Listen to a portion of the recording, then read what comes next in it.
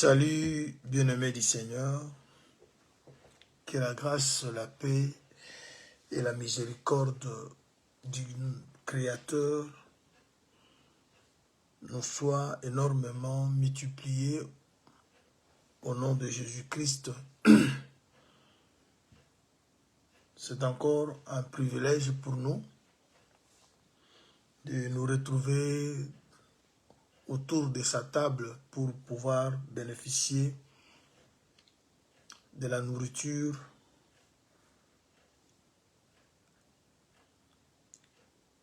qui construit nos vies et qui nous prépare à la rencontre de notre Seigneur.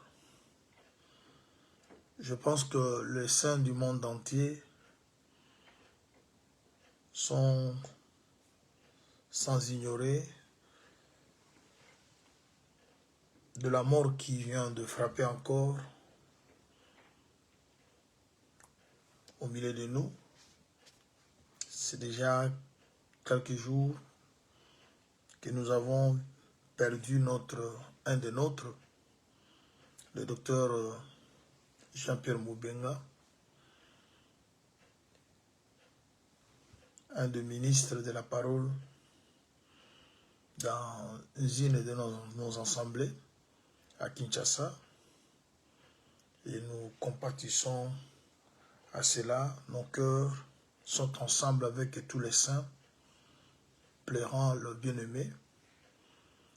Et c'est le chemin de tout le monde. Le Seigneur sait pourquoi il a décidé que le bien-aimé parte, qui nous devance. Et nous savons que un jour viendra, nous aussi nous partirons. Et nous sommes de cœur avec tous les saints du monde entier, avec la famille biologique du frère et avec l'Assemblée de Kinshasa et tous les saints du monde. Je crois que le Seigneur ne manquera pas de nous consoler. Mais la vie continue. Il a fait ce qu'il devait faire et Dieu a permis qu'il s'arrête là. Les autres continuent. Demain, les autres s'arrêteront. Et c'est comme ça.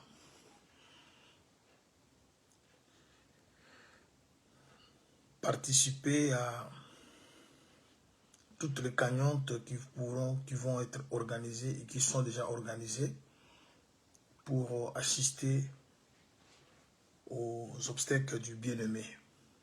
Je crois qu'il y a beaucoup de plateformes et faites tout d'apporter votre contribution d'après les organisations qui sont mises en place et afin que tu puisses aussi contribuer aux funérailles du bien-aimé. Nous, de notre côté, nous allons aussi nous organiser de notre manière de pouvoir faire quelque chose comme nous l'avons toujours fait. Soyez bénis. Nous avons depuis hier commencé un enseignement. Nous sommes dans le livre de Psaume chapitre 103, le verset 14. Et nous avons également pris le livre de Hébreux, plutôt de 1 Thessaloniciens chapitre 5, dans son verset 23. Le thème de cet enseignement, nous avons tiré dans le livre des psaumes, comme je viens de dire, chapitre 103, le verset 14. Car Dieu sait de quoi nous sommes formés, il sait que nous sommes poussière. Le Seigneur veut que nous puissions comprendre quelque chose par rapport à ce thème. Il y a vraiment beaucoup de choses à expliquer. Mais déjà, on avait donné une petite maquette que l'enseignement va tourner autour de la structure de l'homme. Dans l'écriture des Thessaloniciens, on a vu que l'être humain est composé de 3 parties. Il y a l'esprit, il y a l'âme et le corps. L'apôtre, en écrivant cette lettre aux Thessaloniciens, il a montré quelque chose à l'Église. Il dit, Dieu fait que tout notre être, maintenant il énumère les éléments qui composent l'être. Il dit l'esprit, l'âme, ainsi que le corps. Tout le 3 doit être conservé irréprochable. Mais il sait que ce n'est pas facile, mais il dit que celui qui vous a appelé fera que ça soit possible. Et lorsque nous avons lu Psaume, on nous parle que nous sommes formés de la poussière. Dieu n'est pas ignorant, il sait de quoi nous sommes formés.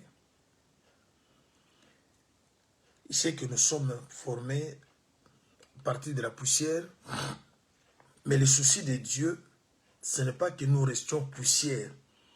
Il veut que nous soyons amenés jusque sur le trône. C'est là que nous avons lu l'écriture de Samuel, 1 Samuel chapitre 2 verset 8, où Dieu parle à travers son serviteur de l'indigent et du pauvre. Les 2 sont tirés, l'un est tiré du fumier, l'autre est tiré de la poussière, pour que les 2 là soient placés sur le trône avec les grands, afin de partager un trône de gloire. Voilà, c'est autour de ces 2 écritures que nous allons, par la grâce du Seigneur, expliquer beaucoup de choses, toutefois, par la grâce de Dieu, parce que nous ne pouvons pas dire quoi que ce soit si le Seigneur lui-même ne parle pas. Nous sommes que des instruments au moyen duquel le Seigneur passe pour pouvoir enseigner son peuple. Mais avant que je commence notre message de ce matin, j'ai une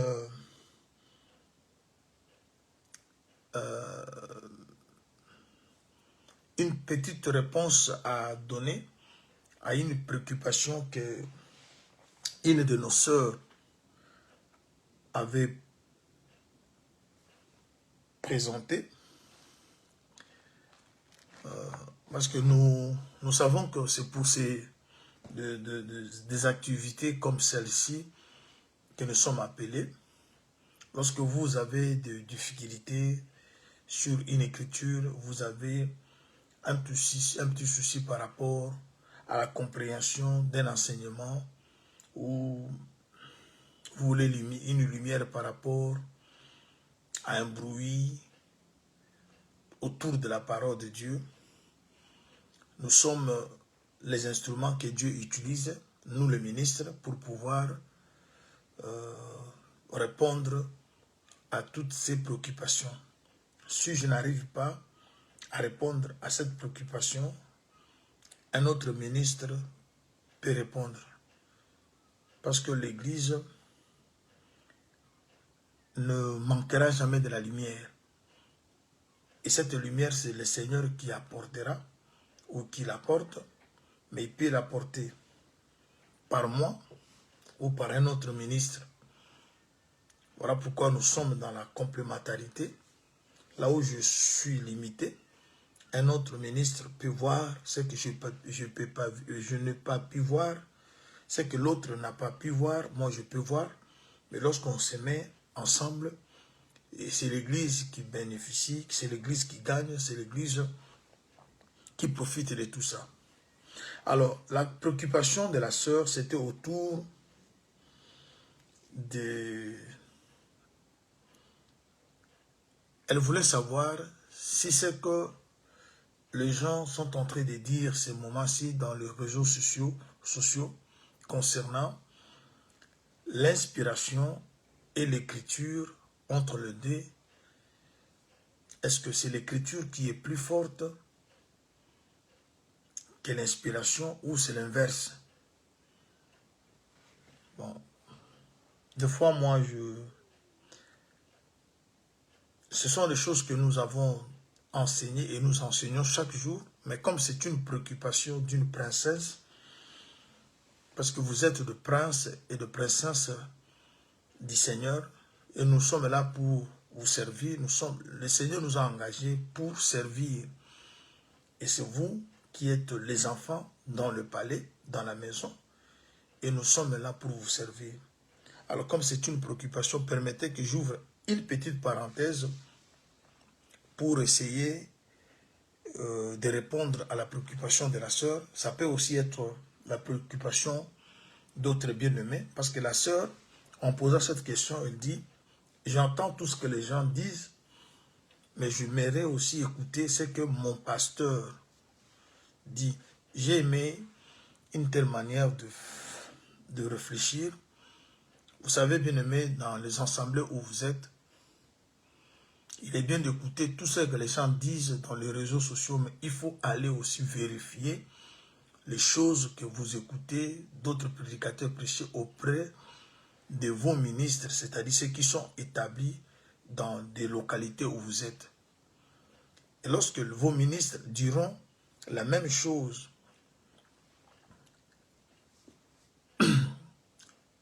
par rapport à ce que les autres ont dit, ça renforce un peu l'unité, ça renforce aussi la considération. Ça peut aussi faire que ceux qui ont dit dans les réseaux sociaux ont mal vu. Votre ministre peut aussi parler mieux, il est clair.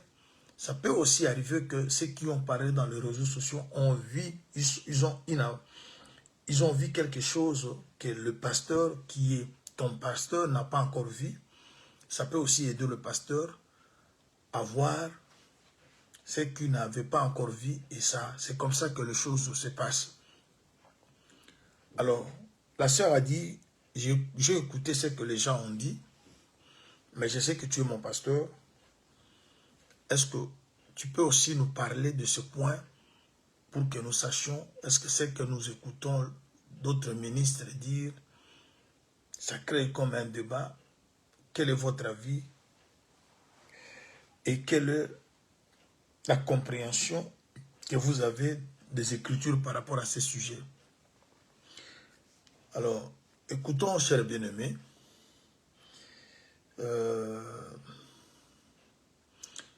l'inspiration et les Écritures marchent ensemble. L'inspiration a besoin des Écritures pour être confirmée que ça vient de Dieu. Et les Écritures ont aussi besoin de l'inspiration pour qu'elles soient comprises. Alors, quand vous mettez les deux en guerre, l'inspiration et les Écritures ne peuvent pas s'attaquer. Mais les deux se complètent. Je crois que je vais vous faire voir dans quelques Écritures et puis vous allez comprendre. C'est comme l'homme et la femme. Quand vous lisez le frère Paul dans 1 Corinthiens, il dit, c'est par l'homme, c'est-à-dire pour qu'on puisse parler de la femme est sortie de l'homme. Et pour qu'on parle de l'homme, l'homme sort aussi de la femme. Si nous prenons l'homme Adam, et nous disons que c'est de lui que Ève est sortie, mais vous verrez qu'avant que Adam soit l'homme de qui Ève devait être sortie, Adam lui-même est sorti de la terre, qui est aussi une femme. Adam sort de la terre. Lorsque vous arrivez dans Ésaïe 62,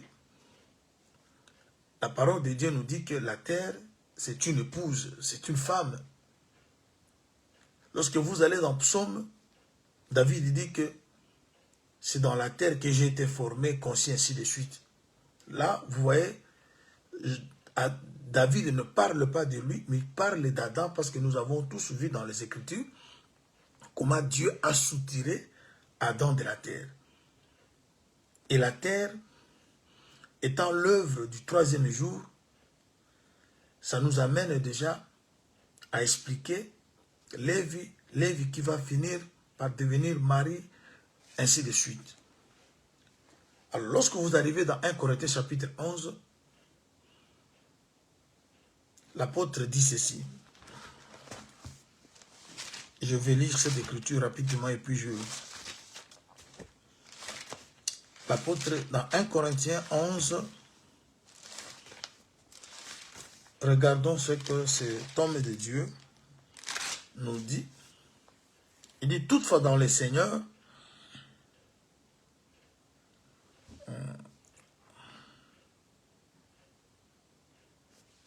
je suis au verset 11, 1 Corinthiens 11, 11. Il dit, toutefois dans le Seigneur, la femme n'est point sans l'homme, ni l'homme sans la femme.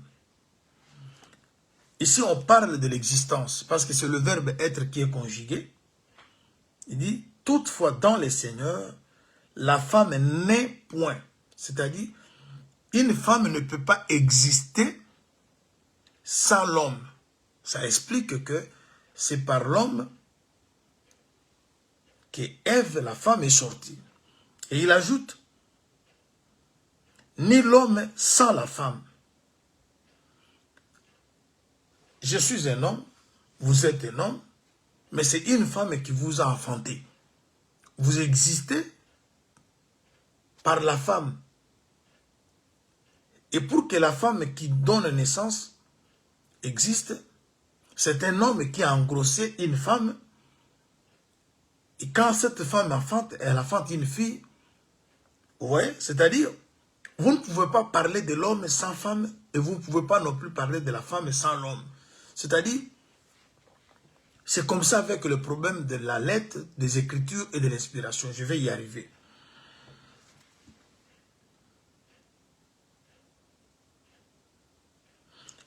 Au verset 12, l'apôtre ajoute, car de même que la femme a été tirée de l'homme, de même l'homme existe par la femme et tout vient de Dieu. Vous voyez? C'est clair. C'est-à-dire dans ce monde, personne ne peut dire que non, les femmes ne sont rien. Les femmes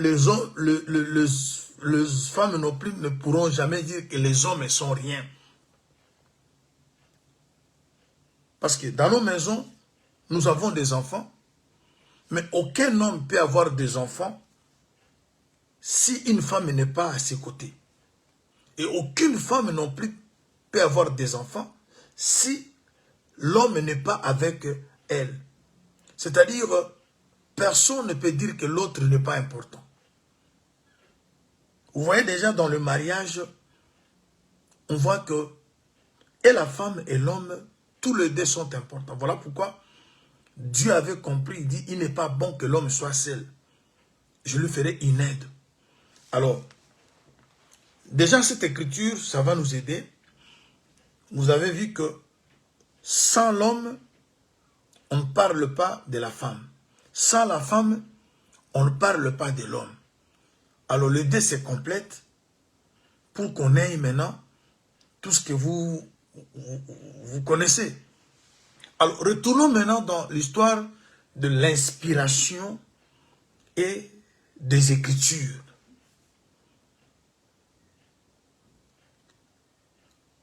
Parce que l'inspiration d'abord, c'est quoi?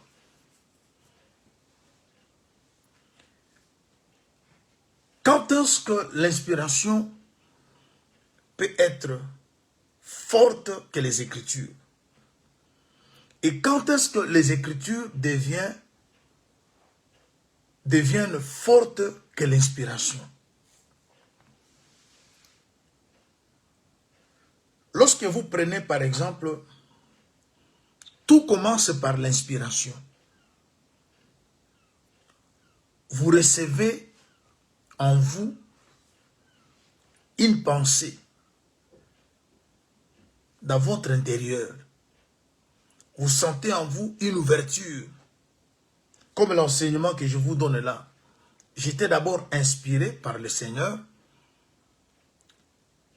Il m'inspire, il me donne une pensée, il me donne une idée, il me donne un message.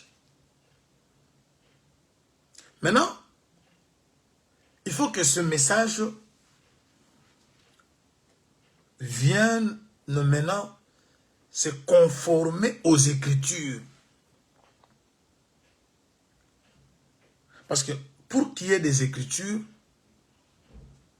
il faut qu'on soit d'abord inspiré. Lorsqu'on est inspiré, parce que les Écritures que nous lisons ont été des prédications. C'est-à-dire, si quelqu'un peut commencer à écrire tout ce que nous prêchons, c'est comme ça, parce que ce sont des prédications. Il y a des prédications, les lettres que les apôtres envoyaient, le message que Moïse, le prophète, recevait de Dieu, lorsqu'on va le mettre dans des supports, ça devient les Écritures. Mais au départ, c'était de paroles qui recevaient des inspirations. Alors maintenant, je prends une écriture pour ne pas parler dans le vide. Je prends 2 Pierre. 2 Pierre chapitre 1er. Je suis au verset 19. Et nous tenons pour d'autant plus certaine la parole prophétique à laquelle vous faites bien de prêter attention, comme à une lampe qui brille dans un lieu obscur, jusqu'à ce que le jour vienne apparaître et que l'étoile du matin se lève dans vos cœurs.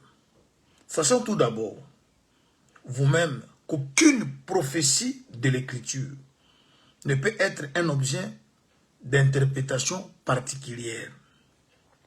Car ce n'est pas par une volonté d'homme qu'une prophétie a jamais été apportée, mais c'est poussé par le Saint-Esprit que les hommes ont parlé de la part de Dieu. Ici déjà, l'apôtre Pierre, il rassemble des choses. Il parle à la fois des Écritures, il parle à la fois de l'inspiration. Les deux sont réunis dans ce paragraphe. Lorsque l'apôtre dit, sachez d'abord vous-même qu'aucune prophétie de l'Écriture ne peut être un objet d'interprétation particulière. C'est-à-dire, nous sommes devant une Écriture, comme nous lisons par exemple Psaume 103, le verset 14. C'est une Écriture. Mais cette Écriture, nous ne pouvons pas la comprendre à notre manière. C'est là où il dit que ce ne peut pas être l'objet d'une interprétation particulière. C'est-à-dire, dans cette Écriture, il y a une vie. C'est ça ce qui est écrit dans 2 Corinthiens chapitre 3, verset 16. Toute Écriture est inspirée. Parce que c'est du verbe inspirer qu'on parle de l'inspiration. Alors, c'est-à-dire, chaque écriture, l'écriture c'est comme un fruit Mais dans l'intérieur du fruit, il y a du jus. C'est comme du raisin.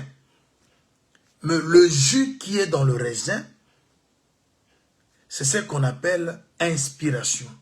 La pensée. C'est que Dieu veut que les gens sachent.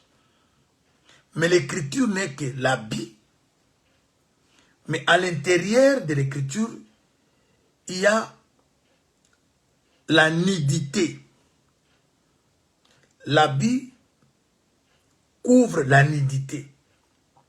La vie, la pensée est à l'intérieur. Alors maintenant, on ne doit pas comprendre l'écriture à sa manière. On doit comprendre l'écriture d'après la personne qui a donné l'idée. C'est là maintenant l'apôtre ajoute que l'écriture ne peut pas être l'objet d'une interprétation particulière. C'est-à-dire, vous ne pouvez pas vous réveiller et vous donner à l'écriture l'explication selon vous. Parce qu'au verset 21, l'apôtre précise pourquoi l'écriture ne peut pas être l'objet d'une interprétation particulière. Il donne la réponse, car ce n'est pas par une volonté d'homme qu'une prophétie a jamais été apportée, mais c'est poussé par le Saint-Esprit que les hommes ont parlé de la part de Dieu. C'est-à-dire, dans l'écriture, ce n'est pas la pensée d'homme, mais c'est la pensée de Dieu.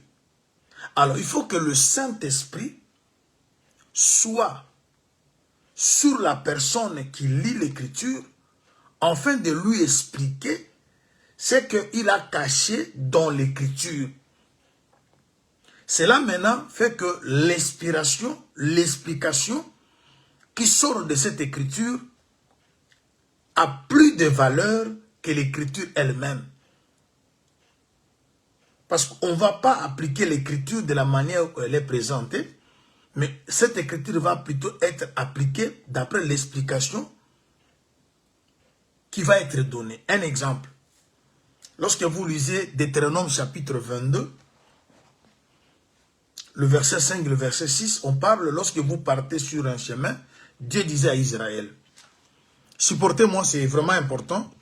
Je ne voulais pas toucher un tel sujet parce que je sais qu'on avait déjà prêché sur ça plusieurs fois. Mais comme c'est une préoccupation d'une fille d'Abraham, alors on doit toujours faire un effort de pouvoir prendre quelques minutes pour parler de ce point avant de revenir à notre sujet. Je suis dans Deutéronome chapitre 22. Je lis le verset 5, le verset 6.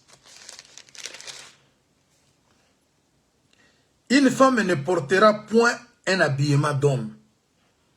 Un homme ne mettra point de vêtements de femme.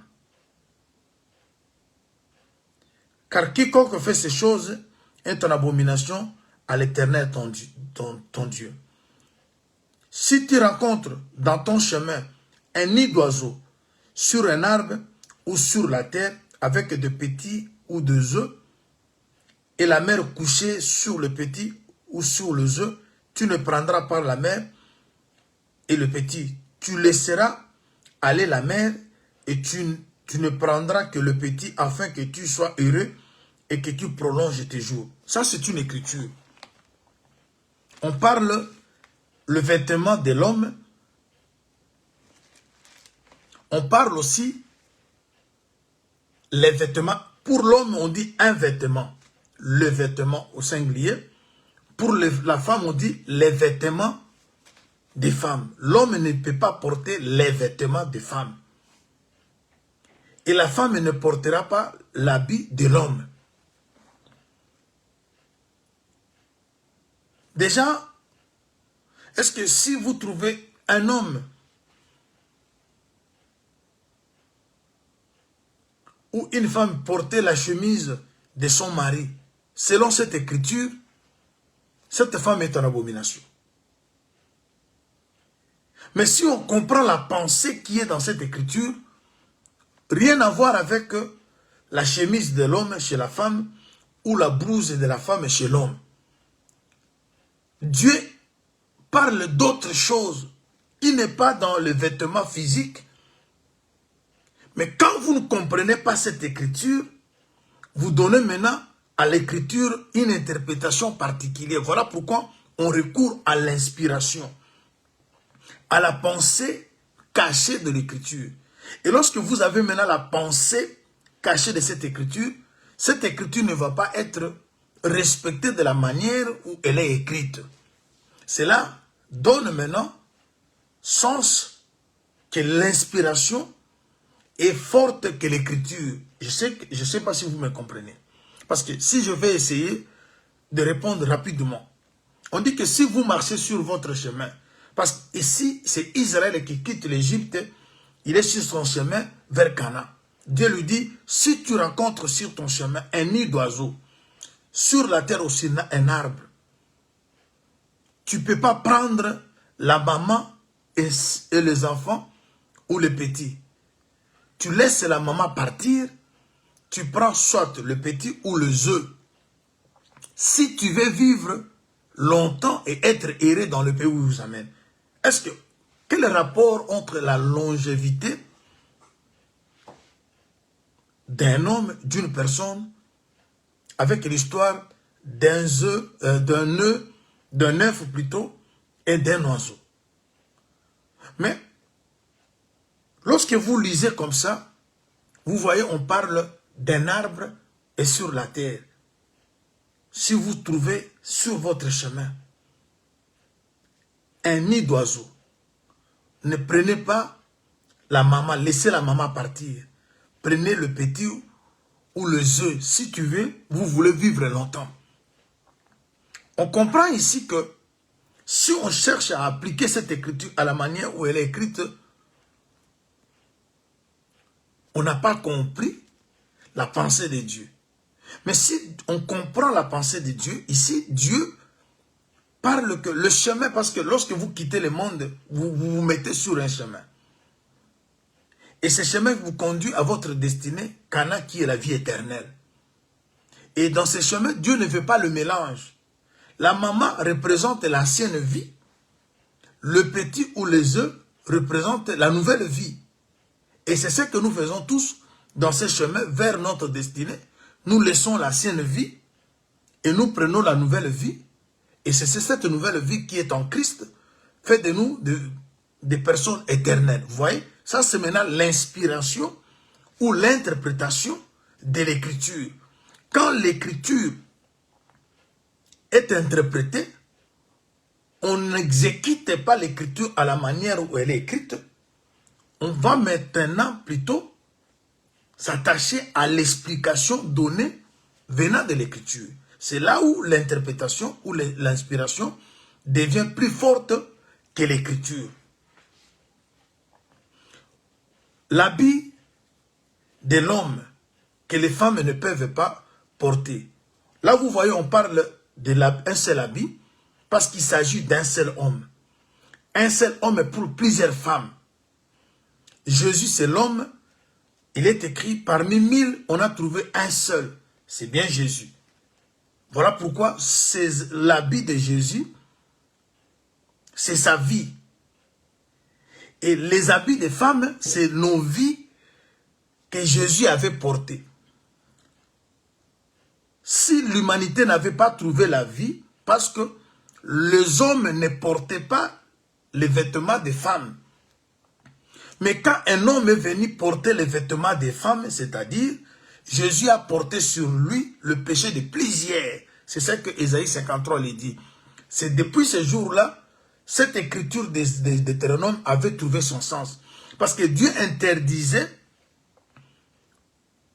aux femmes de porter l'habit de l'homme parce que Dieu ne voulait pas sauver. Parce que c'était la loi ne pouvait pas sauver. Mais maintenant là, les femmes que nous sommes, nous avons porté les vêtements de Jésus. Voilà pourquoi il était revêtez-vous du Seigneur Jésus-Christ. C'est-à-dire, nous, femmes, l'Église, nous avons porté les vêtements. C'est-à-dire, vous voyez maintenant que nous quittons l'écriture, nous allons vers l'interprétation, nous allons vers l'inspiration. Cela maintenant fait que l'inspiration devient forte que les Écritures. Et l'homme qui porte les vêtements des femmes, c'est-à-dire nous étant femmes, nous sommes plusieurs, chacun de nous a sa vie, a son comportement, mais Jésus, étant homme, il a porté les vêtements de toutes ces femmes, et c'est là, c'est que Ésaïe 53 l'a dit, quand vous lisez, il a porté le péché, le châtiment qui nous donne la paix est tombé sur lui, il a porté le péché de plusieurs, parce que nous sommes plusieurs, et Jésus a pris l'habit de chacun de nous, il a porté, voilà pourquoi il disait, mon père, pourquoi m'as-tu abandonné? Il était devenu péché, il a pris notre place. Là nous voyons l'écriture, si on n'a pas l'explication de l'écriture, on fait autre chose. Mais lorsqu'on a l'explication, pourquoi nous sommes partis? Parce que Pierre a dit, aucune prophétie peut être l'objet d'une interprétation particulière. Parce que c'est poussé par l'esprit. Alors il faut aller vers l'esprit qui avait inspiré les écrivains. C'est l'esprit maintenant qui va décoder la pensée qui est dans chacune des Écritures. Comme le frère Paul a expliqué à Timothée, 2 Timothée 3,16, toute Écriture est inspirée. C'est-à-dire dans l'Écriture, il y a la pensée divine. Il y a la pensée de Dieu. Et c'est l'esprit qui sonde les pensées, les profondeurs, ainsi de suite. Ça, c'est le volet où on voit l'écriture être, plutôt l'interprétation ou l'inspiration être plus forte que les écritures. Je crois que je me suis fait comprendre. Mais comme je vous avais dit au départ, l'homme n'est point sans femme, femme n'est point sans l'homme. Maintenant, quand quelqu'un vient avec une inspiration, une révélation, une interprétation, c'est maintenant l'écriture toujours qui va confirmer que ce que l'homme est en train de dire est correct. C'est-à-dire pour qu'une inspiration, pour qu'une interprétation soit aussi acceptée, il faut toujours l'écriture puisse confirmer. Si l'écriture refuse ça, on ne croit pas à cette inspiration, on ne croit pas non plus à cette révélation. Là maintenant, ça devient l'inverse. L'écriture devient maintenant plus forte que l'inspiration parce que c'est l'écriture qui valide. Est-ce que quelqu'un comprend ça? Alors, je vous donne encore une autre écriture. Je suis dans 1 Corinthiens chapitre 14. J'aime la parole de Dieu. 1 Corinthiens chapitre 14. Je prends le verset 37. Je commence au verset 36. Est-ce que... non, j'aimerais commencer au verset 32, c'est mieux. L'esprit des prophètes sont soumis aux prophètes.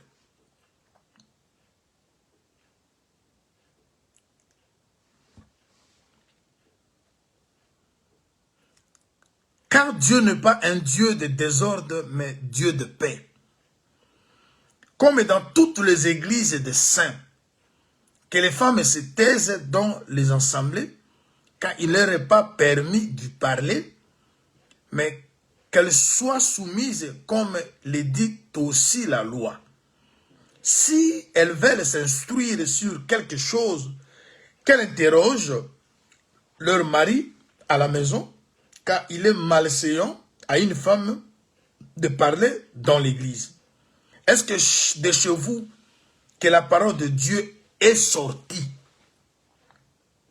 Ou est-ce à vous seul qu'elle est parvenue? Si quelqu'un croit être prophète, ou spirituel ou inspiré, qui reconnaissent que ce que je vous écris est un commandement du Seigneur. Si quelqu'un l'ignore, qu'il ignore. Ainsi donc, frères, aspirez au don de prophétie, n'empêchez Pas de paroles longues, mais ainsi de suite. Vous voyez? Ici maintenant, la nuée est balancée.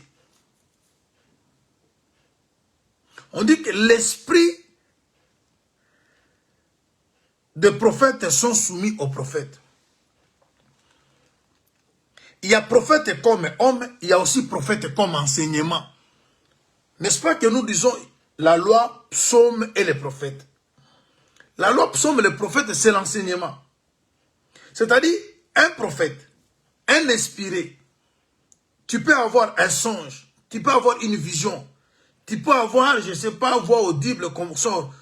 Tu sens en toi une inspiration, une révélation soi-disant, mais tu ne dois pas aller au-delà de ce qui est écrit.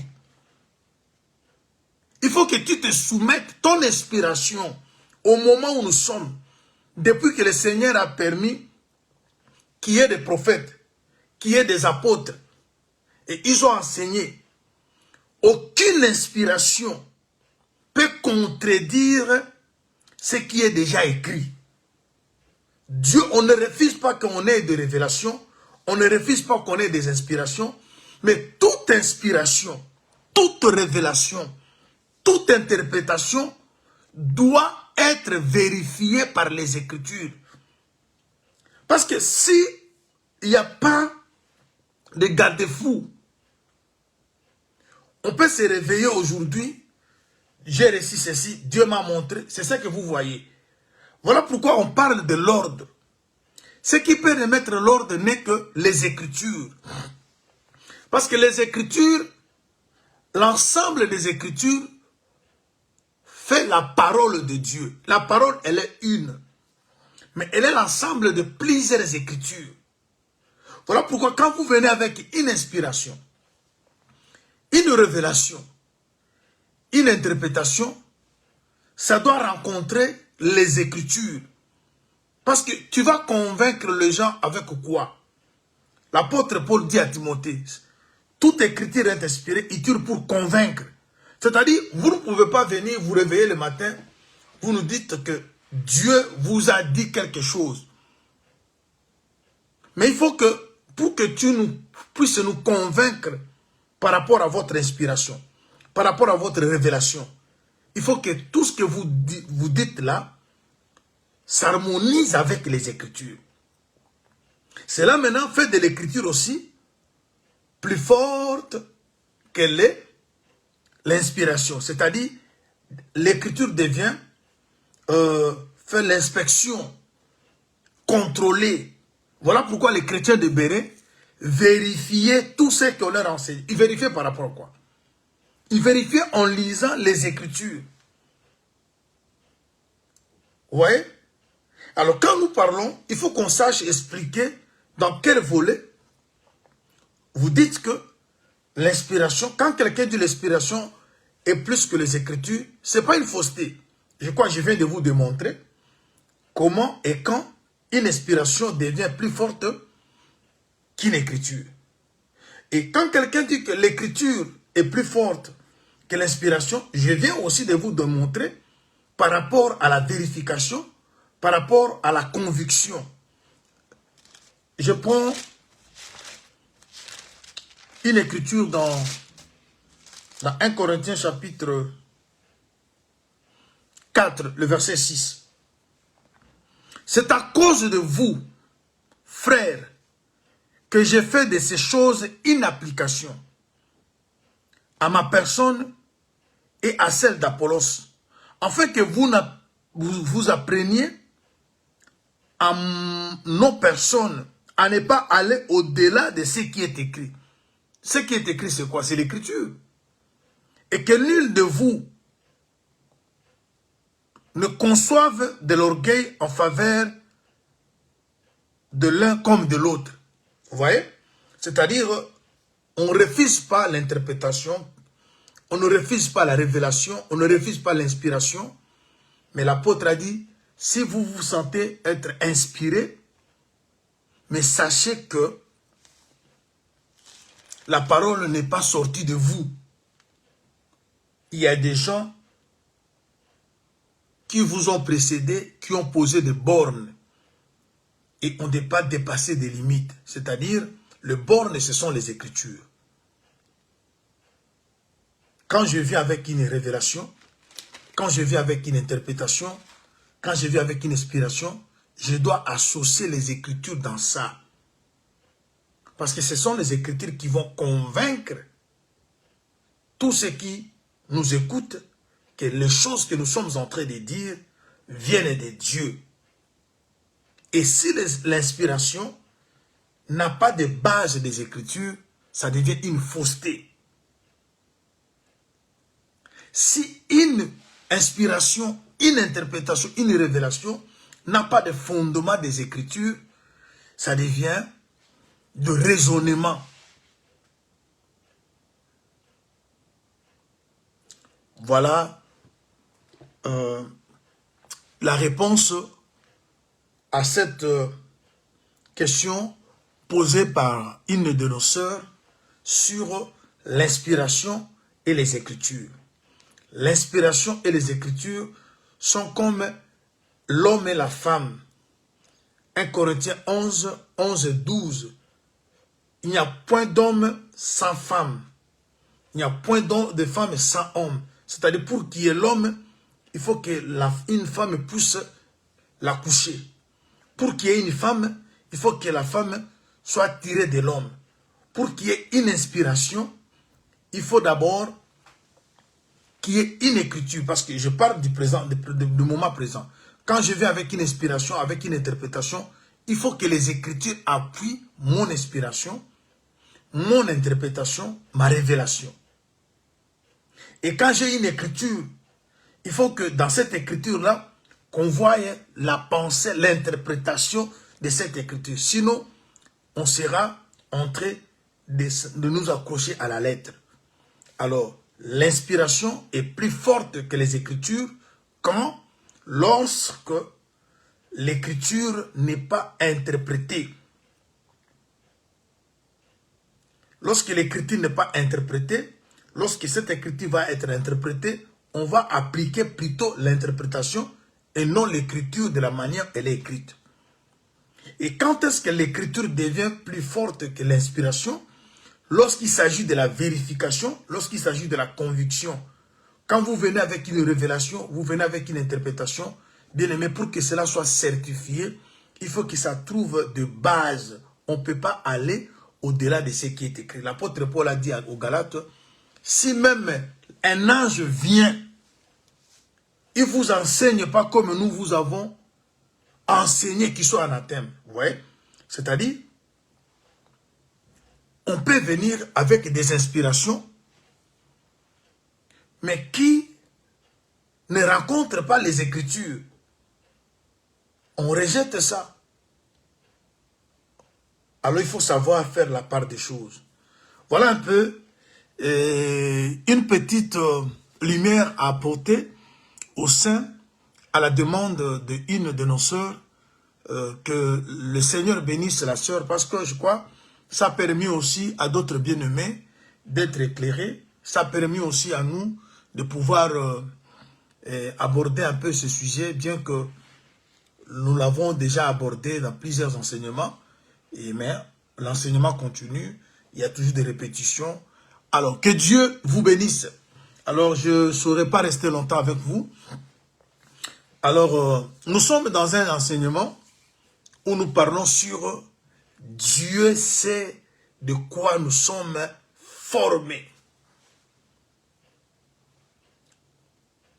Il sait que nous sommes poussière. Alors, dans notre enseignement, nous avons hier introduit que le travail que Dieu a fait lorsque Adam était formé, le travail commençait de l'extérieur vers l'intérieur. Adam commençait d'abord à être poussière. De la poussière, il prend une forme. On l'amène au jardin, mais Adam grandissait. Adam n'avait pas encore atteint la perfection doctrinement parlant. Prophétiquement parlant, Adam avait la perfection parce que dans la prophétie, il était l'image de Jésus. De lui devait sortir Ève qui est l'image de l'Église. Adam devait être le dirigeant du jardin, ainsi de suite. Prophétiquement, on accorde à Adam la perfection. Mais doctrinement parlant, Adam n'avait pas atteint la perfection. Parce qu'il lui restait une étape à franchir, c'était celle de toucher à l'arbre de vie. Il avait touché l'arbre de la connaissance du bien et du mal. Mais l'arbre de vie, on l'avait empêché de toucher. C'est-à-dire, Adam avait un corps, il avait une âme, mais ça lui restait maintenant d'avoir la perfection dans son esprit. Parce que l'homme est composé du corps, de l'âme, ainsi que de l'esprit. Ici, je ne parle pas du Saint-Esprit.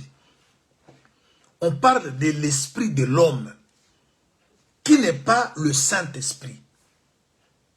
Mais le Saint-Esprit vient maintenant communiquer dans l'esprit de l'homme pour que l'esprit de l'homme qui reçoit le Saint-Esprit influence l'âme et l'âme à son tour influence le corps. Alors vous verrez que Adam s'était arrêté au niveau de l'âme. Mais l'étape de l'esprit, il n'avait pas franchi. Mais maintenant là, Dieu fait les choses autrement. Il commence maintenant par l'esprit, il descend dans l'âme et il finit par le corps. Je vous ai fait montrer hier dans Genèse, dans Exode chapitre 40, au premier verset jusqu'au 5e, 6e, lorsque dans le chapitre 25, Dieu parle à Moïse, il lui dit de lui construire un tabernacle d'après le modèle qu'il lui avait montré sur la montagne. Moïse a rassemblé des gens intelligents, des personnes qui avaient l'amabilité, la capacité de faire ce travail. Ils ont tout fait.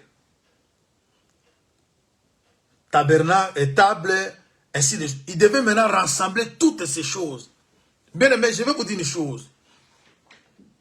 Notre vie, Dieu avait tout déjà fait, mais nous sommes dans le moment d'être rassemblés.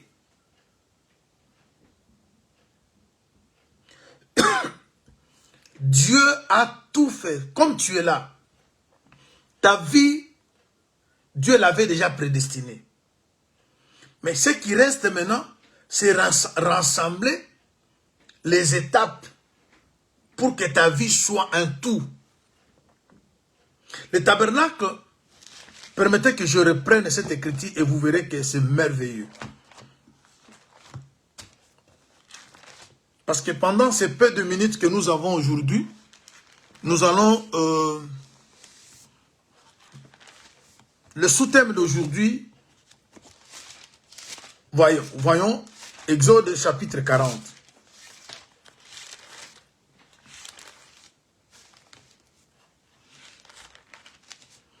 Exode chapitre 40. J'avais voulu que vous lisiez le verset 42 du chapitre 39, parce que c'est le deux derniers versets du chapitre. Lorsque vous terminez avec ce verset, vous entamez le premier verset du chapitre 40, parce que c'est la continuité, pour que vous ayez un peu l'idée. Au verset 42 du chapitre 39, on dit quoi? Les enfants d'Israël firent tous ces ouvrages en se conformant à tous les ordres que l'Éternel avait donnés à Moïse. Moïse examina tout le travail, et voici, il avait fait comme l'Éternel l'avait ordonné. Il avait fait ainsi. Il avait fait ainsi. Et Moïse les bénit. Maintenant, le verset 1er du chapitre 40. L'Éternel parla à Moïse et dit, le premier jour du premier mois, tu dresseras le tabernacle, la tente d'assignation. Après avoir fini avec le travail, la table est faite, le chandelier est fait, la cuve est faite, les ustensiles, tout. Ce qui restait, c'était le rassemblage. Notre vie, c'est comme ça. Tout ce que vous appartenez existe. Tout ce qui vous appartient plutôt existe. Mais il suffit que simplement Dieu appelle. Toutes les parties de votre vie, toutes les étapes de votre vie, le bonheur, la réussite existent. Mais la question, c'est maintenant, comment rassembler tout ce qui vous appartient. Maintenant, on appelle Moïse. Dieu parle maintenant à Moïse pour une autre fois. Il lui avait déjà parlé concernant le modèle, comment les choses vont être faites. Une fois que les choses sont faites, une par une, il a vérifié, il a vu que non, ça c'est la table, elle est faite comme Dieu avait montré. Ça c'est le chandelier, il est fait comme Dieu me l'avait montré. Ça c'est les calices, ça c'est les fourchettes, ça c'est le pelle, ça c'est l'autel, ça c'est la cuve. Il a tout vérifié. Maintenant, l'étape qui venait, c'était celle de dresser maintenant les tabernacles, pour que les tabernacles soient un tout, forment un corps. Mais on commence par le lieu très saint. Écoutons le verset 3e. Tu placeras l'arche du témoignage et tu couvriras l'arche avec le voile. Lorsqu'on finit avec le lieu très saint, on commence avec le lieu saint. Lorsqu'on finit avec le lieu saint, on descend pour prendre maintenant le parvis. C'est-à-dire, Dieu fait l'inverse de ce qui s'est passé avec Adam. Avec Adam, on commence de l'extérieur vers l'intérieur. Mais avec Moïse, le tabernacle, on le remplit de l'intérieur vers l'extérieur. Et les trois compartiments de la maison de Dieu, c'est l'esprit, c'est l'âme, ainsi que le corps. C'est-à-dire, Dieu, lorsqu'il commence avec quelqu'un, écoutez-moi, cher bien-aimé, tout existe. Ton mariage, ton travail, ta guérison, tes voyages, tous sont déjà créés. Maintenant, quand Dieu commence à rassembler les choses qui t'appartiennent, Dieu se focalise d'abord dans la partie appelée esprit. Le premier changement, Dieu apporte dans l'esprit de l'homme. Et lorsque l'esprit de l'homme est visité, il passe maintenant dans l'âme de l'homme. Quand l'homme va prospérer, et il sort maintenant pour amener la prospérité dans le physique. Alors, je vais vous faire voir parce que nous avons pris tout notre temps à répondre à la question qui est aussi importante, ça a édifié. Mais je vais dire pendant quelques minutes parce que qui était prévu, mais on va revenir, si Dieu nous fait grâce demain, pour continuer avec ces sous-thèmes. Les sous-thèmes, c'est quoi? Écoutons c'est que l'apôtre Paul, j'aime beaucoup cet homme de Dieu. Dieu lui a utilisé très puissamment. Je suis dans Romains, au chapitre 8. Le verset...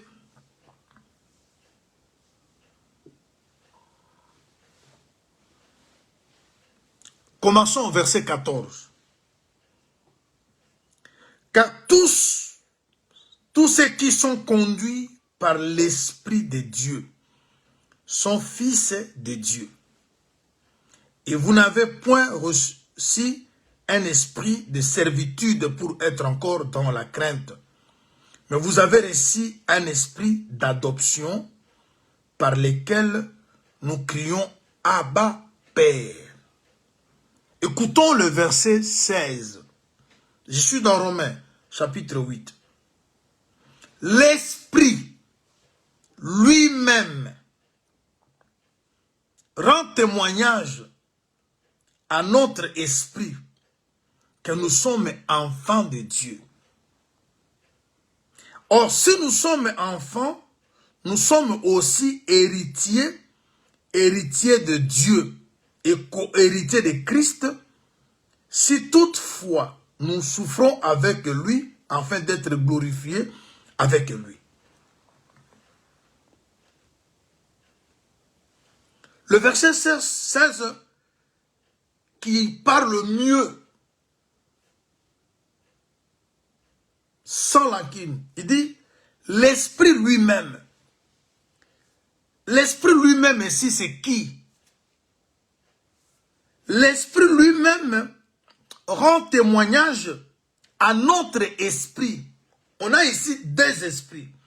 On a l'Esprit lui-même et on a notre esprit. L'Esprit lui-même, c'est Dieu. Comme Jésus, dans Jean 14, il s'est changé avec la femme Samarie. Il dit, Dieu est esprit. L'Esprit lui-même, c'est Dieu. L'Esprit lui-même, c'est le Saint-Esprit.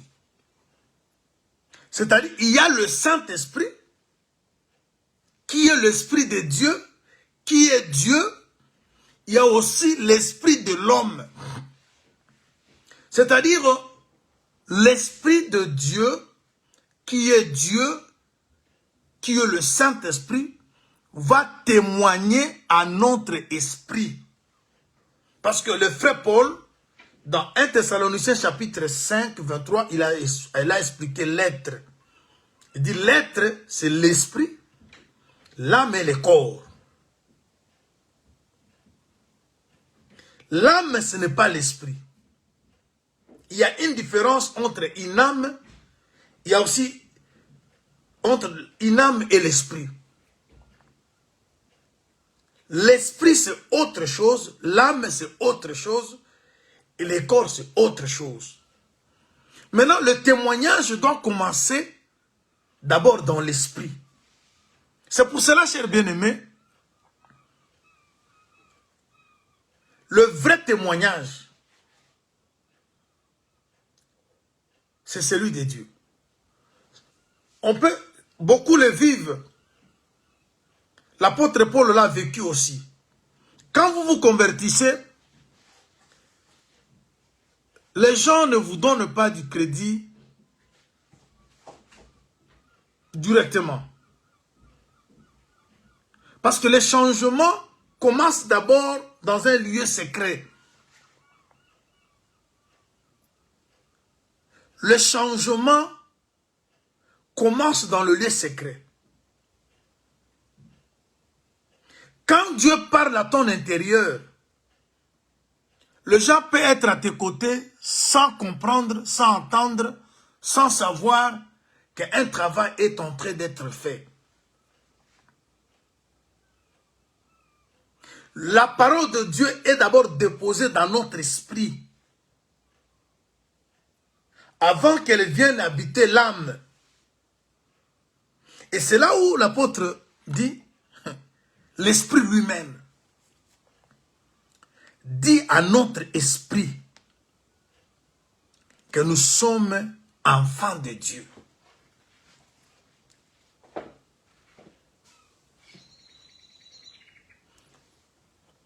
être enfant de Dieu, c'est pas vraiment que les gens doivent dire. Beaucoup de personnes que nous avons donné ce titre d'enfant de Dieu, Dieu ne le reconnaît même pas. Et beaucoup d'autres personnes que nous avons niées qui ne sont pas enfants de Dieu, mais Dieu le reconnaît enfant de Dieu. Et voilà pourquoi, bien-aimé, rassure-toi que tu es un enfant de Dieu. Mais ce qui fait de toi un enfant de Dieu, c'est quoi? Je prends une écriture. Donnez-moi quelques minutes. Je sais que c'est un sujet très important, mais le temps ne va pas permettre parce que on a pris presque 1 heure pour la question qu'on avait répondu, mais on reviendra demain par la grâce du Seigneur. Je suis dans Jean chapitre 1. Jean chapitre 1, nous lisons à partir du verset 9. Cette lumière est la véritable lumière qui, en venant dans le monde, éclaire toute ombre. Elle était dans le monde et le monde a été fait par elle et le monde ne l'a point connue. Elle est venue chez le sien et les siens ne l'ont point reçue. Mais à tous ceux qui l'ont reçue et à ceux qui croient en son nom, elle a donné le pouvoir de devenir enfants de Dieu, lesquels sont nés non du sang, ni de la volonté de la chair, ni de la volonté de l'homme, mais de Dieu. On devient enfant de Dieu, d'après l'Écriture, en le recevant. En le recevant, lorsque vous recevez, on reçoit quoi? Parce que si vous commencez un peu plus haut dans ce chapitre de Jean chapitre 1, on parle au commencement était la parole. C'est-à-dire en recevant la parole de Dieu dans notre esprit, parce que c'est le témoignage. Qu'est-ce qu'on avait mis dans le lieu très saint d'après Genèse, d'après Exode 40 que nous avons lu? On a mis le table de témoignage. Pourquoi on appelle ça témoignage? Les 10 commandements, on appelle ça le table de témoignage. Mais on les trouve, ces 2 tablettes de commandements, appelées témoignages, dans le lieu très saint. Dans l'arche, la partie considérée comme esprit.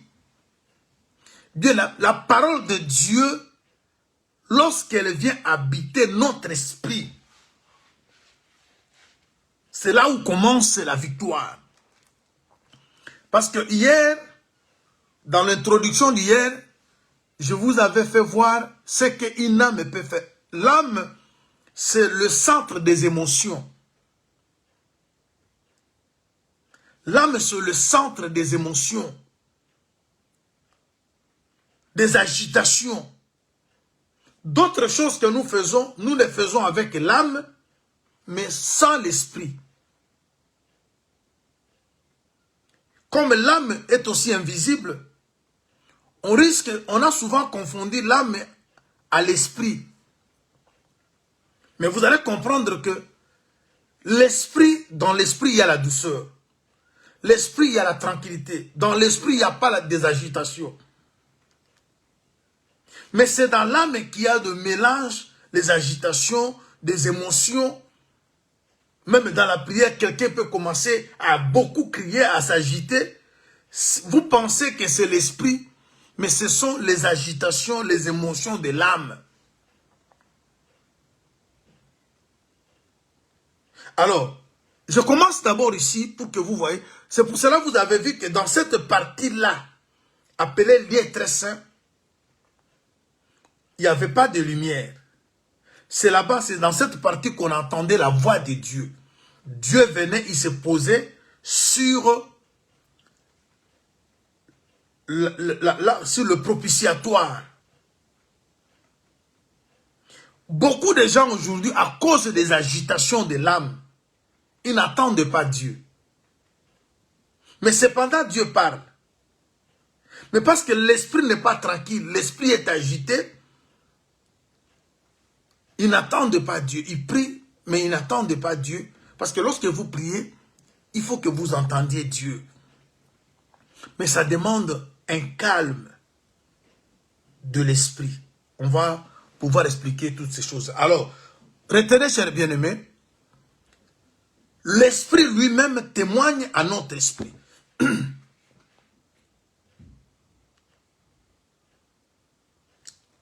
Que nous sommes enfants de Dieu. C'est-à-dire, Dieu dépose d'abord sa parole dans l'esprit de l'homme.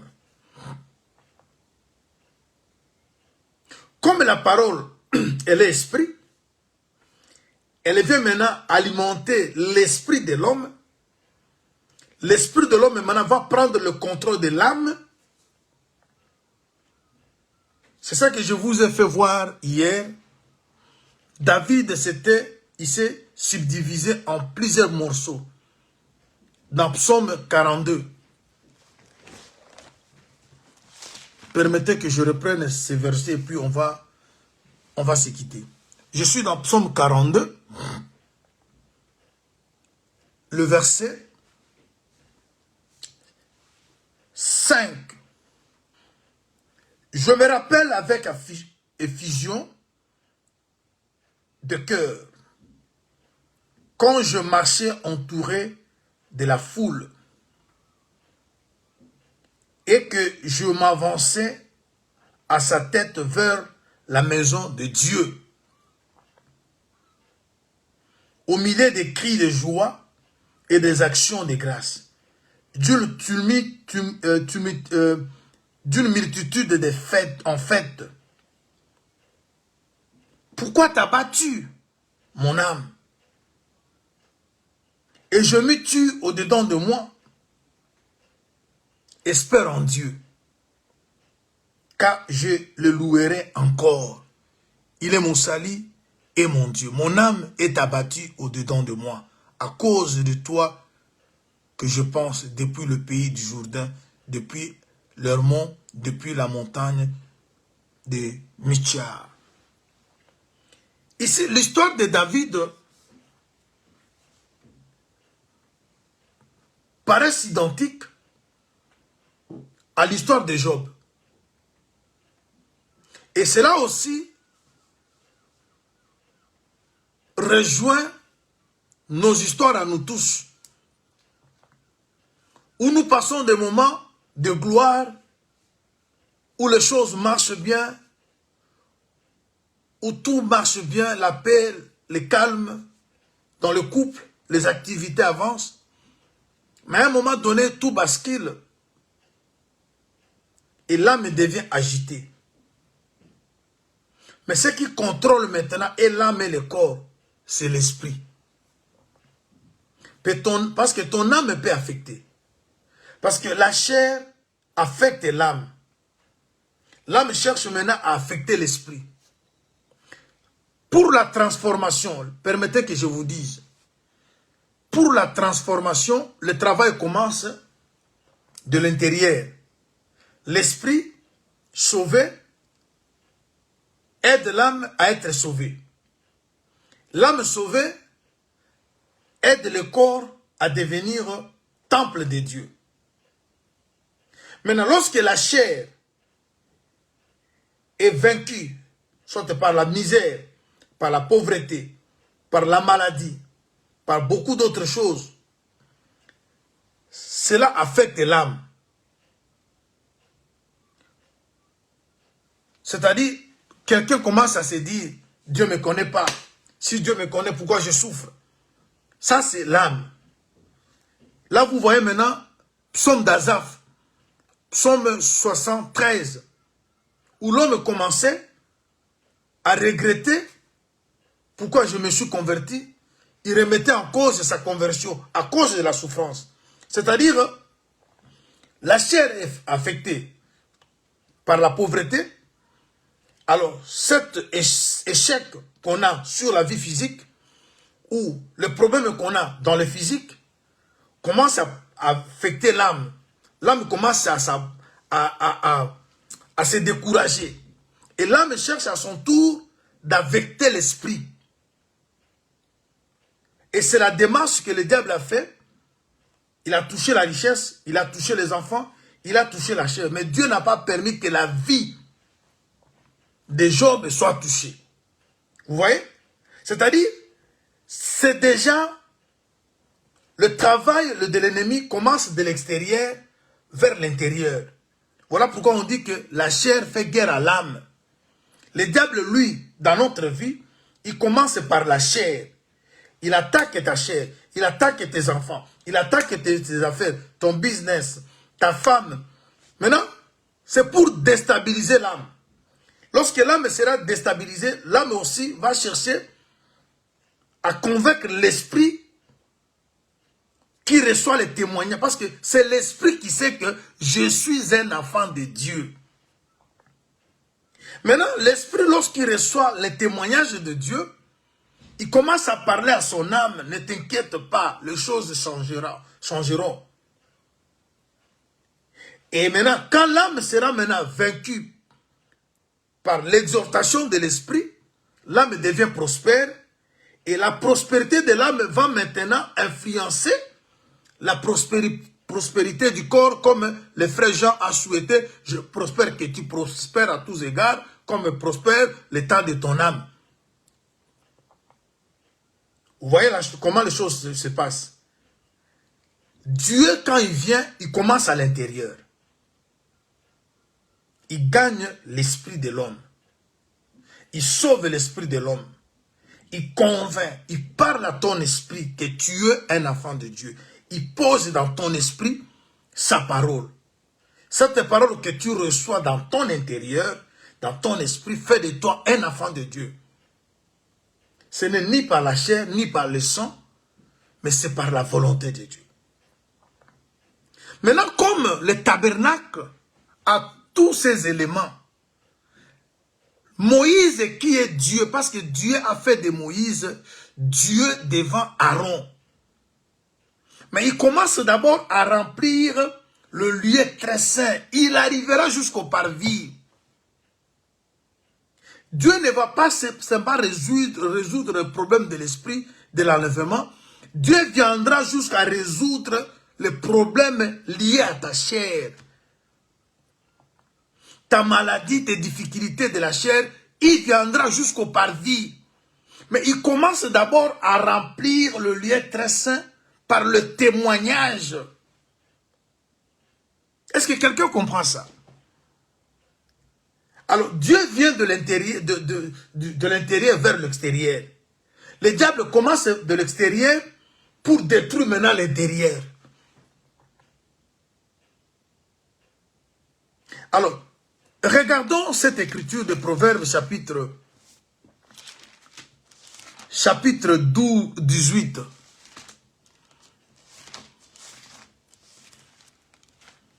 Proverbe 18.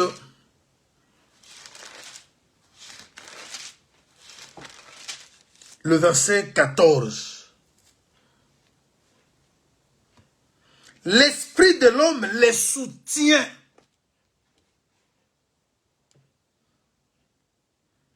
L'esprit de l'homme les soutient dans la maladie. Mais l'esprit abattu, qui le relèvera? La maladie touche la chair.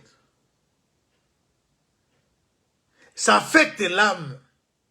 Mais si ton esprit est fort et debout, c'est lui l'esprit qui va soutenir l'âme, qui va soutenir tout ce que tu vis là.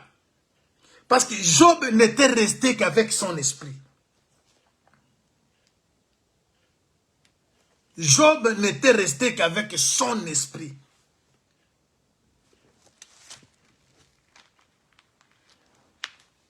Regardons, je suis dans Job. Alors, je sais que nous avons tous des difficultés. D'un côté, les enfants sont malades. D'un côté, de l'autre côté, le mariage ne vient pas. Le voyage, le papier. les activités ne tournent pas, l'homme, le mari est malade, la femme est malade, le mari est mort, la femme est morte. Ce sont des problèmes. Mais si l'esprit,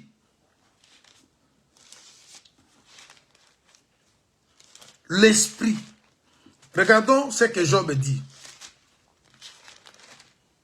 Je suis dans Job au chapitre 19.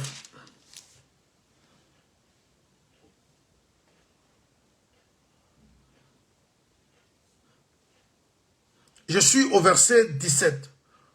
Mon humeur est à charge à ma femme et ma plainte au fils de mes entrailles.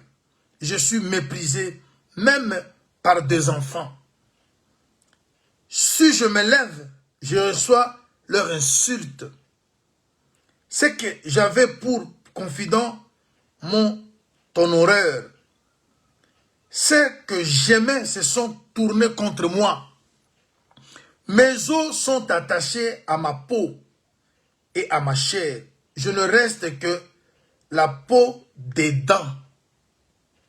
Je reste que la peau des dents. Ayez pitié, plutôt, ayez pitié de moi, vous mes amis, car la main de Dieu m'a frappé. Pourquoi me poursuivre comme Dieu me poursuit? Pourquoi vous montrer insatiable de ma chair? Oh, je voudrais que mes paroles soient écrites, qu'elles soient écrites dans un livre. Je voudrais avec un burin de fer, avec du plomb, elles soient pour toujours gravées dans le roc. Mais je sais que mon Rédempteur est vivant, qu'il s'élèvera le dernier sur la terre. Quand ma peau sera détruite, il s'élèvera. Après que ma peau aura été détruite, moi, même je contemplerai Dieu. Je le verrai. Il me sera favorable. Mes yeux le verront. Non, c'est d'un autre. Mon âme languit d'attente au-dedans de moi. Vous direz alors, pourquoi le poursuivons-nous ainsi? Oui,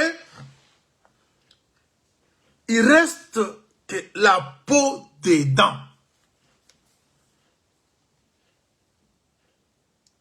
Il peut vous arriver dans la vie que vous perdez tout, mais vous vous accrochez qu'à la parole de Dieu. Et cette parole habite ton esprit.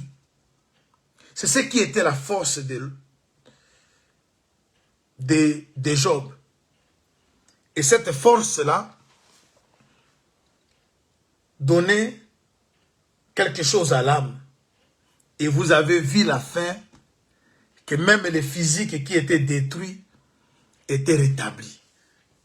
Dieu commence d'abord. Alors les gens, quand Dieu commence à faire un travail, même quand Dieu forme les os dans le ventre d'une femme enceinte, les gens ne voient pas. Même la femme elle-même, ne peut pas savoir qu'un enfant est en train d'être formé. Je dis à quelqu'un, si tu crois à ce que l'esprit lui-même t'a dit, c'est que l'esprit lui-même t'a dit que tu es enfant de Dieu. Sache que tous les éléments de ta vie sont là. Dieu est en train de rassembler les choses, mais il commence par l'intérieur.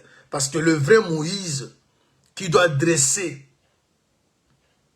le tabernacle, c'est Dieu. Parce que ta vie, c'est aussi, ton corps, c'est aussi un tabernacle. Dieu est en train de redresser, de dresser. Il a d'abord permis que tous les éléments soient réunis. Il n'y a rien qui manque. Toutes les questions de ta vie ont des réponses auprès de Dieu. Toutes les situations de ta vie ont des solutions auprès de Dieu. Mais dans sa manière de faire des choses, il doit d'abord équiper l'intérieur. Il commence par le lieu très saint, où il y a l'esprit. Lorsqu'il finit avec l'esprit, il va passer dans le lieu qui est le lieu saint, qui part de l'âme. Ensuite, il finira dans le parvis qui est ton corps.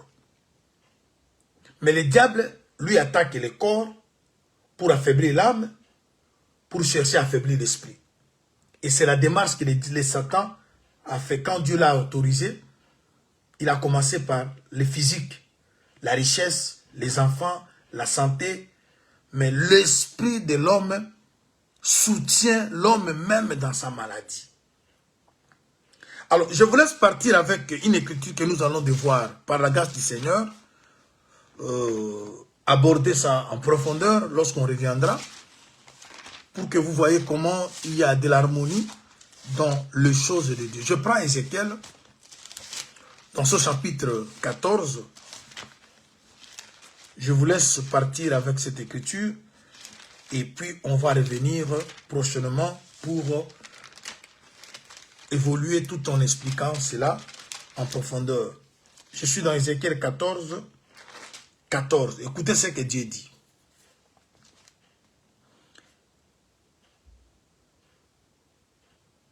Et il y a au milieu de lui ces trois hommes, Noé, Daniel et Job. J'aimerais commencer au verset 12 pour que vous saisissiez. La parole de l'Éternel me fit adresser en ce mot. Fils de l'homme, si un pays péchait contre moi, en se livrant à l'infidélité, et si j'étendais ma main sur lui, si je brisais pour lui les bâtons du pain, si je lui envoyais la famine, si j'en exterminais les hommes et les bêtes, et qu'il y ait au milieu de lui ces trois hommes, Noé, Daniel et Job, ils sauveraient leur âme par la justice, dit l'Éternel, le Seigneur l'Éternel. Dieu présente Noé, Daniel et Job comme trois personnes. Même si lui prend des décisions de détruire un pays à cause de péché, mais les trois-là ne seront pas détruits, les trois-là sauveront leur âme. Et on reviendra prochainement pour voir comment ces trois se sont comportés. Et c'est comme ça que Dieu veut aussi que nous nous comportons devant des difficultés, devant des problèmes. Qu'on reste toujours attaché à Dieu. Que notre intérieur ne soit pas cédé. Dieu d'abord occupe, il commence par l'intérieur. Alors, notre sous-thème de ce matin, on va continuer avec ça, l'esprit lui-même dit à notre esprit. Vous voyez, c'est-à-dire il y a l'esprit lui-même qui est Dieu, qui te parle. Quand Dieu te dit quelque chose, il ne faut pas écouter ce que les autres disent. Si tu as écouté Dieu pour ta situation, reste tranquille. Ta vie sera dressée. Chaque compartiment de ta vie sera rempli. Mais Dieu commence d'abord par l'esprit. Parce que c'est l'esprit qui doit soutenir l'âme et le corps dans les difficultés. Si Job n'avait pas l'esprit converti, tous les problèmes qu'a connu Job, il allait céder. Et voilà pourquoi Dieu cherche d'abord à construire cet homme intérieur. Et lorsque l'esprit de l'homme est dominé par le Saint-Esprit de Dieu, et ça va dominer sur l'âme ainsi que sur le corps. Alors, chers bien-aimés, soyez vraiment bénis. Nous sommes le bien-aimé du Seigneur. Il continue à nous faire du bien. On va continuer par la grâce de Dieu demain à 6 h, heure de Londres, avec notre sujet. Que la paix, la grâce du Seigneur soit votre partage. Sache que tout est déjà réuni. Dieu a tout. Mais il commence à rassembler pour que tu vois ta vraie vie. Ce que Dieu t'a donné au ciel existe, personne ne l'a volé. On ne vole pas l'étoile d'un enfant de Dieu. L'étoile d'un enfant de Dieu ne peut jamais être volée. Tu peux être combattu, mais sache que Dieu apportera sa lumière. La solution, le mariage, le voyage, tout ce que Dieu a arrêté pour toi existe. Mais commence à rassembler ces choses, mais il commence par l'intérieur vers l'extérieur. D'abord, il doit occuper ton âme, il passe dans ton esprit, ton âme, et tu verras le physique changer. Que Dieu te bénisse. On se retrouve ce soir pour la prière et demain pour la suite. Soyez bénis au nom de Jésus-Christ.